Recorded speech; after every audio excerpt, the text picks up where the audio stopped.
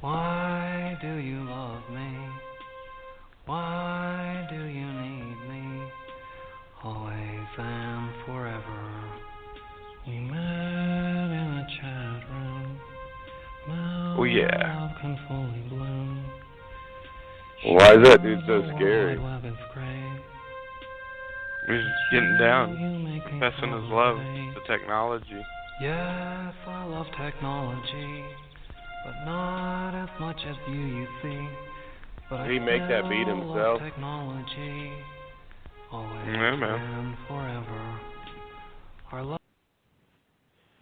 All right, everybody, welcome to Friday night. What? Friday night and the Dapper Baboon Podcast. I am your host, the ever bodacious, botanical Bo Henry, and with me, as always, the dastardly David Casel. David, what's up, man? How has your week been there, Chubface?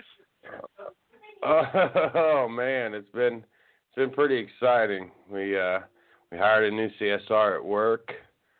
She's doing very well because I trained her.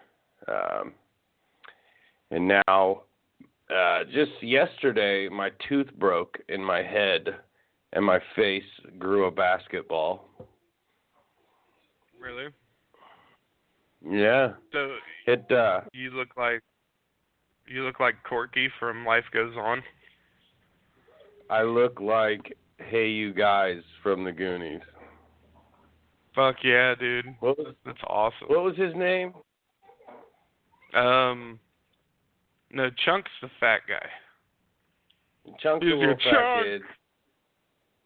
Was it Monster or I don't know his name. But anyway, I woke up this morning and it was just enormous. Like I almost had my left eye shut, and it's still pretty bad right now. I finally got some antibiotics, but it was like I went to this place called a Media Dent, and I showed up there before they were even open because I was just in violent fucking head-splitting pain.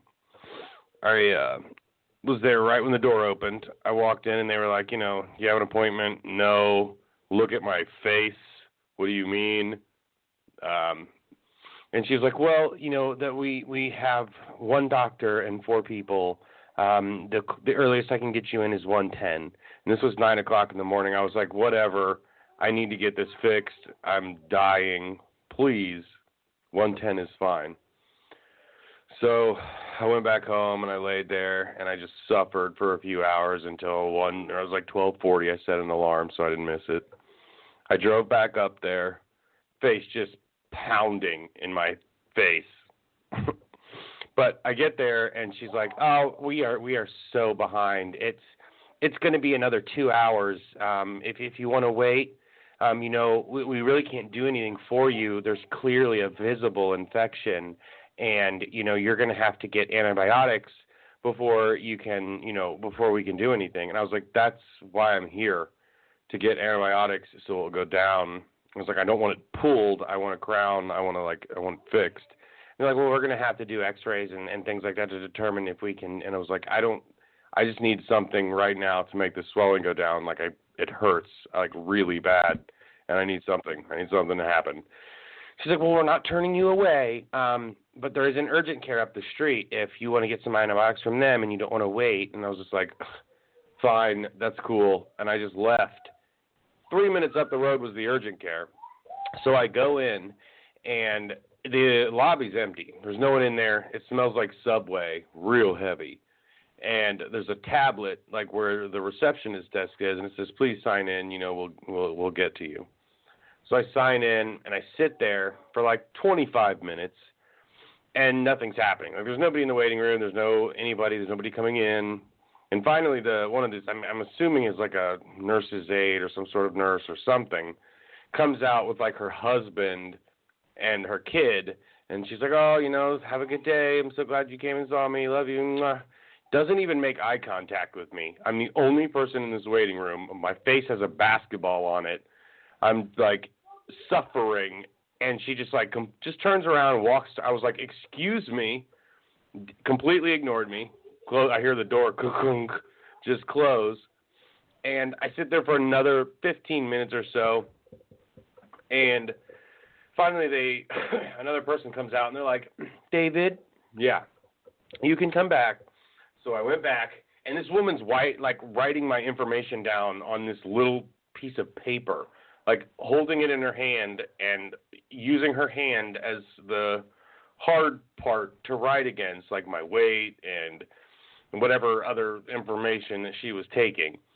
And I sit down in the room, and she's giving me the whole spiel, asking me if I'm allergic to things and blah, blah, blah, blah, blah. And takes my blood pressure and stuff, and is writing all this on a little piece of paper. And in my head, I'm thinking, like, what the fuck? Or you don't have, like, a notebook or a iPad, something? Like, what is going on in this place? And then, a few minutes later, the dentist or urgent care doctor, I guess, comes in, and she's like, "Let me guess, it's the left side?" It's the left side. It's the basket. My face doesn't just look like this. So she's like asking me the same questions she's like, well, we're not a dentist. You would have to go to I was like, yeah, I know you're not a dentist. I need to get antibiotics because of this. I know it's an infection. I know I need that. I don't need you to do anything else, but give me some fucking antibiotics because I'm going to die. And so she's like, oh yeah, I can do that. And she's like, the place that you're going to, the immediate dent, they really try to force pull the teeth. They don't want to do any. I'm like, yeah, I was pretty clear that I didn't want them to pull it or anything, that I wanted to get it fixed. And she was like, okay, we'll just be very adamant that that's what you want. And I'm like, holy shit. Like, it was like I have to beg them to not pull my tooth. And she comes back, and she's got the prescription for the antibiotics. And she's like, all right, well, have a good day. And I was like, so do I not have to pay, or like she's like, oh yeah. And then she's like asking someone else, how do I get to the thing where you can pay? And then she's like, we'll just do a standard visit, $90. So I was like, okay, cool. I paid the fucking $90 and I left. And then I go to the Rite Aid to get my prescription filled. And, there's nobody there, and I hand it in, and she's like, okay, well, it's going to be, a little bit if you want to hang around in the store. And I was like, okay, well, I'll just leave. She's like, well, if you leave, it might be, and someone else is like, could be like an hour, 2 hours if you leave. And I was like, okay, well, I guess I will just wait right here then. And I waited there for a little bit, and they finally gave me my shit, and I took it immediately. And then they, told me to take ibuprofen and Tylenol, back and forth from each other, take 800 milligrams of ibuprofen, and then the next 3 hours later take 1,000 milligrams of Tylenol, and keep doing that so I stay over the pain threshold instead of trying to reach it after it's already hurting real bad. The end. Wow, Dave. You just ate up about sucked. 10% of the show with that shitty story. That was a great story, dude. How fucking crazy it is around here for healthcare, and these fucking people are ridiculous. I don't know how they got jobs. How'd you break your tooth, motherfucker? I don't know. I think it was on chili. You broke your teeth on Subby's chili? Yeah. Dude, I warned you about that Subby's chili. If you don't get it with mushrooms, man, it doesn't have the spongy consistency to be able to deal with all the extra fucking nails and shit they put in their beef. I don't fuck with mushrooms, dude. It's not the taste, it's the consistency. They're just spongy and gross. I know, it's delicious. You're fucking weird. You only like mushrooms because that's how a dickhead is shaped. Oh, yeah, definitely. Most definitely. Every time I eat a mushroom, I'm just like, oh, man, I wish I was sucking a huge cock right now. Whoa. A huge one? Talk about it. A huge one. So Dave, that's exciting. How about your? So did they yank your tooth out? No, I have to take antibiotics for a week before they do anything to it. No, poor guy. Yeah, I know. It sucks. And it's fucking gross. And I look like a monster. And I'm surprised people haven't chased me with pitchforks and, like, flaming sticks. So, ladies and gentlemen, listening to the show, if you are listening out there, this is a call-in show. And if you don't call in, it's fine. We'll just talk about boring shit. So, call-in number is 914-205-5427. Feel free to call in at any time. When you call in, press 1, and that will let me know that you want to talk to us. If you want to call in and talk shit on Dave and be like, you're being a pussy bitch, your fucking face is fine. And, or if you have a story about something that, like, maybe happened to you that was way worse or something, you can be like, shut the fuck up, motherfucker, because, look, I had a kidney stone this week, or fucking, I lost a testicle or something. I don't know. It's your story. It's your life. We're just broadcasting it. So feel free to call in. Once again, that's 914-205-5427. Dave, I would tell you a story about how my day went, but my day didn't go nowhere near as boring as yours. It didn't went nowhere near as boring. Well, how was your day, Bo? It didn't. My day was spectacular. Tell you what, man, fucking woke up and fixed me some 2 eggs, dipped them in some toast. I like to dip them in toast, especially when you get toast all lightly burnt, just a little bit of burn on it. Wait a minute, you dipped your eggs into toast? So you took an egg in your hand and you dipped it into toast? Yeah, dude, that's the way I do things. I pick up the egg and I dip it into toast, motherfuckers. What I do. Isn't that what all purebred Americans do? Pick up the egg and dip it in toast. No, man, you cut a little circle in the bread and put the egg in there and cook it like that. It's called a frog in the hole. Frog in the hole. That's some bougie-ass fucking eggs and toast there, man. Yeah, man. That's how we make it. You're losing like half the bread.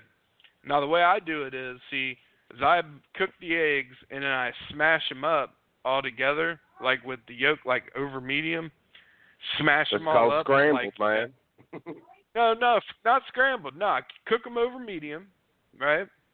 Then, after they're cooked, break up the yolk and cut up the egg into little pieces, kind of like you feed a baby. So scrambled, motherfucker. That's what that is. It's not scrambled at all. The scrambled eggs is totally different. And then I put it on the bread and make little half sandwiches and then eat them that way. Is that how you got to be the shape that you are? I'm fucking sexy-ass shape it would turn out. You're shaped like a Hershey's Kiss, man. Fuck yeah, that's the way it needs to be. Hey, you know what? Moonshine and Pepsi doesn't go particularly well together. My roommate here had some moonshine, and he was like, well, just put it in some Pepsi. And I've been drinking it, and I don't know, I like the combination. Just took a drink now. Whew. It's like all the moonshine's at the bottom, too, and I'm down towards the bottom of it.